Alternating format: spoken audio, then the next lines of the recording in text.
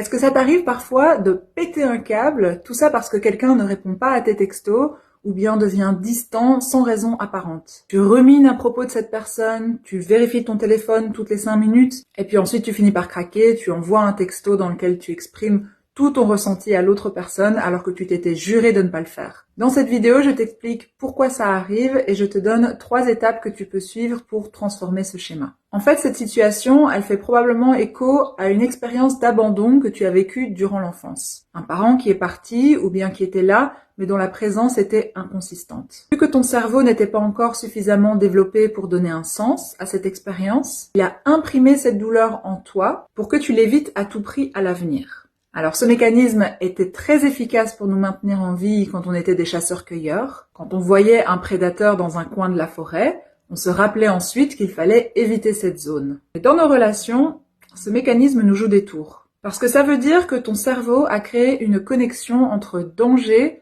et déconnexion. En réalité, tu n'es pas vraiment en danger quand quelqu'un t'ignore. Mais ça, ton corps n'arrive pas à le comprendre. Dans ces moments, ton corps est plongé dans une réponse traumatique sur laquelle tu as très peu de contrôle. Pour transformer ce schéma, la première étape, c'est de reconnaître ce qui est en train de t'arriver. Sur le moment, quand la vague monte, plutôt que de ruminer à propos de l'autre personne, je t'invite à revenir à toi et à te dire « Non mais attends, là je suis en train de vivre une réponse traumatique. Ce n'est pas de ma faute, je n'ai rien fait de mal. » La deuxième étape, c'est de développer une boîte à outils de pratiques qui vont venir apaiser ton système nerveux. Le journaling, la respiration, la purge émotionnelle, il y en a plein.